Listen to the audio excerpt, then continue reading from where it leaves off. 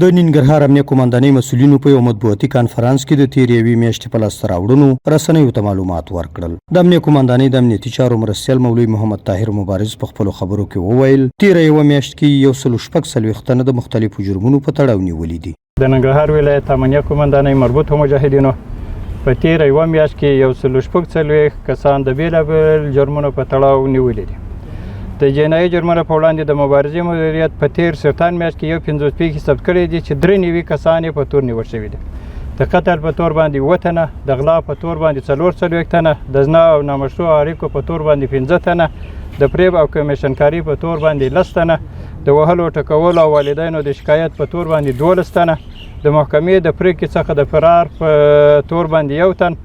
ښاغلي مبارز همدارنګه ویل د نشه یي توکو پر وړاندې د مبارزې مدیریت په تېره یوه میاشت کې مختلفو النوع لسګونه کیلوګرامه نشه یي توکي چې اپین، چرس او ټابلیټکا پکې شامل دي په جلال آباد ښار او ولسوالیو کې نیولي دي. د مخدره توکو په وړاندې د مبارزې مدیریت په تېره یوه میاشت کې 18 تنه له بېلابېلو نشه یي توکو سره یو ځای نیولي چې مقدار یې 10 کیلوګرامه کېږي نیولي دي. په نوي شوي توکي کې 18 کیلوګرامه هیروین، 4 کیلوګرامه چرس، 8120 ټابلیټکا چې 3 کیلوګرامه وزن یې درلودی، 310 ګرامه شیشه.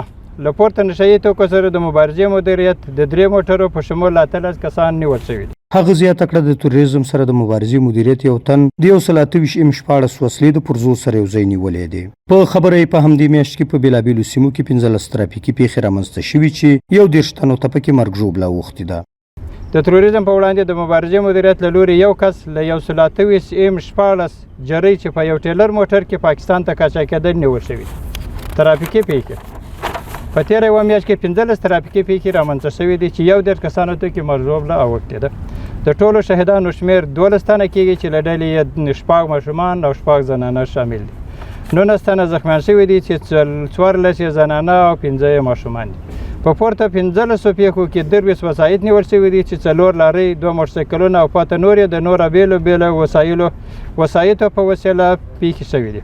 ښاغلي مبارز د ننګرهار ولسونو ته ډاډ ورکړ چې د سر او مال د ساتلو په برخه کې به له هیڅ ډول قربانۍ دریغ ونه کړي ځکه دا یې مسؤلیت او دنده ده. په وینا یې په پرمختللو هیوادونو کې هم ورته جرایم ترسره کیږي خو مهمې کنټرول او د مجرمینو نیول دي. ټولو ننګرهاریانو ته اطمینان او ډاډ ورکوو. جرمي پیښې په ټولو هیوادو کې کېږي، په ډېرو معمونو هیوادو کې کېږي، خو د مجرمانو نیول مهمه خبره ده. دا اوس چې کم موږ راپور ورکوو یا مو دلته کانفرانس جوړ کړی دا هم د مجرمانو د نیولو پر دغه بنا باندې انشاءالله العزیز چې دلته هر څوک جرم وکوي هغه به انشاءالله په دیو سات په تېرېدلو سره حتما نیول کېږي او اسلامي اصولو او اسلامي عدلي او قضایي ارګانو ته په تلیم کې پوره اطمینان او ډاډ ورکوو. د امنیه قومندانۍ د مسؤلینو په خبره د اسلامي امارت واک ته له رسېدو وروسته په ننګرهار کې د جرایمو کچه ټیټه شوې ولسونه د آرام ساه اخلي. مسؤلین زیاتوي د مجرمینو په نیولو او ورسره په قانوني چلند کې دریځ جدي دی او د سرغړونو اجازه به هیچا ته ورنه کړي. سحرګل هوریت راډیو ننګرهار.